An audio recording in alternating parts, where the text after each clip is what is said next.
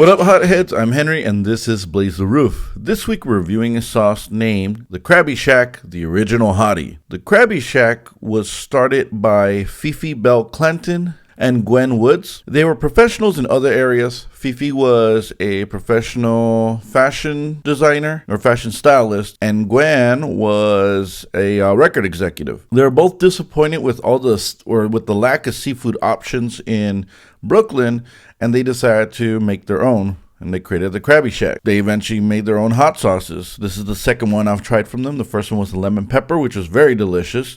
I'm looking forward to this one. As I mentioned, it's out of Brooklyn. We've already covered Brooklyn a lot recently, and I'm not sure we're going to cover it next week or whatnot, but so you can go to a previous episode to see that or to hear about Brooklyn. But let's look at the packaging here. Okay, so I hope you could see that it's clear because I've let this settle. So I'm going to mix it up. So when you see separation, that means no xanthan gum, which means this is probably all natural. Not that xanthan gum is bad, but it's just kind of nice to see all natural flavors, right? On here it says, drizzle, douse, or dip it. Your choice. This hottie is bursting with flavor. She is fiery, sassy, and saucy and will keep you coming back for more. That's what I like in women. You can use on seafood, poultry, veggies, snacks, etc. Co-founder Gwen likes it on her mango slices. With love, Gwen and Fifi. I remember them both being attractive, but I forgot which one I was more into. All right. And then, the Crabby Shack, basically, it has both of them. I believe it's Fifi and Gwen, but I could be wrong. And they're holding a plate full of seafood and cool little caricatures of themselves. And then the Crabby Shack logo is back here. Very nice. I do love seafood, so I would not mind stopping to that place if I was in Brooklyn. Moving on to the ingredients. The ingredients include cayenne pepper, vinegar, salt, cold pressed lemon juice, paprika, lemon peel, citric acid, garlic powder, white pepper, oregano, thyme, sweet paprika, dry mustard, ginger, celery seed, ground bay leaves, smoked paprika, black pepper, mace, cardamom, allspice, cinnamon, pure cane sugar, granulated garlic, and granulated onion.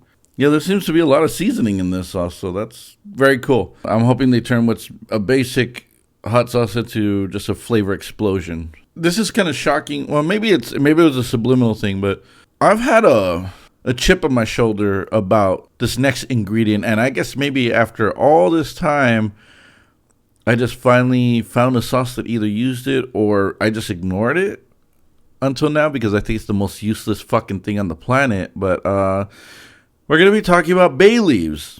My friends are laughing right now because they know how much I fucking hate bay leaves. But I thought we'd talk about it a little bit, right? Also known as laurels. So sometimes you'll hear them referred to as bay laurels. And that's because they come from the bay tree. To the Romans, they were a symbol of victory. They actually made wreaths out of laurels and put them on the victors' heads or the champions' heads. In Greek mythology, Apollo declared the bay tree sacred after Daphne, who he was very into, turned into one to get away from him.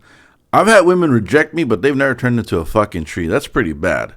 I don't know what Apollo was doing there. But anyway. And I hate to say allegedly, but they're rumored to help with your digestion. They are anti-inflammatory, and they help with stress relief. Except for me when I'm cooking, because I'd have to pull one out of the fucking pot, whatever I'm cooking with, and they don't even do anything. But anyway, they also allegedly add a woodsy, slightly bitter taste. I have literally brewed a bay leaf and cooked it for 15 minutes and drank the water, and it adds like a little something, but nothing that I would say is noticeable. And like it gets buried in, if you use salt, it's going to bury that, So I know a lot of people will say, oh, you have to use bay leaves, you just don't know, blah, blah. Or I've heard, oh, you got to leave it in there for like 4 hours. Well, if I'm not cooking something for 4 fucking hours, what's the point in putting a fucking bay leaf in there, right? That's all I have on the bay leaf there. Hope you learned something. Anyway, before we get any further, let's hear from this week's sponsor.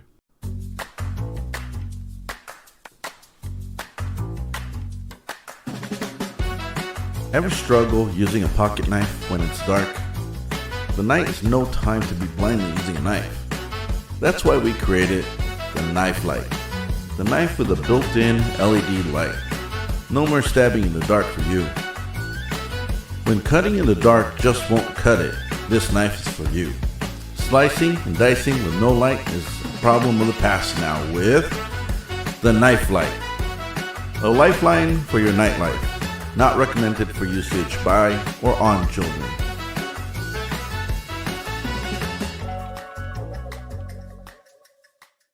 Now for the moment of truth. You can smell the garlic, the onion, vinegar, probably a bunch of other spices in there. This smells like it has a lot of flavor.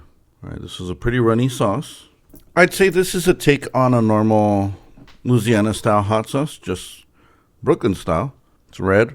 It's very, very watery and liquid. Well, very fluid. So this will pour out very quick. So be very careful when pouring it out. All right, let's just dive right into it here. Cheers. You can taste a lot of the onion and garlic in the back end. Slight taste of the vinegar, but the vinegar isn't that strong. Slightly citrusy, so the lemon does come through a bit there. While it does have a little bit of sourness, it's not quite as vinegary as like Louisiana is pure fucking like vinegar and pepper. Although this doesn't have very much heat either though. So I'm going to say it is a lightweight sauce, but they're not known for making hot sauces hot. They're known for making them flavorful. This is very flavorful. Anything you could use Louisiana sauce on, you would use this on. Oh, and then you could taste a little bit of the celery seed in the back. I would still say this is good, but I would even still go with Old Bay because Old Bay at least has a little bit more of a celery seed flavor that stands out, and I think is phenomenal on seafood. Also, the original hot sauce from Heatonist is also very, very tasty and something I would use. However, this I would definitely use on seafood. You could use it on breakfast stuff. You could use it pretty much, like I said, anything you could throw Louisiana hot sauce on, wings, you could use this on as well. I think the flavor profiles are pretty similar, although this one has a little bit more flavors on the back end. However, I still think Old Bay might actually have a little bit more. And then so does the original Heatonist. So the classic from the Heatonist, that's what it's called. Let's see. I'm actually going to, as far as regular shows go, I'm only going to do 2 more. If there's a hot sauce that catches my attention, I'll do a special here and there, but I'm going to try diverting my attention to other pursuits. So yeah, this might be one of the last hot sauce videos you'll see from me. So, but they're still going to be there if you want to go back and review them, and the fake ads will be there. So next week, we'll be reviewing Sauce Bay's LA green sauce. Until then, I'm Henry, and remember, spice up your life. Take care.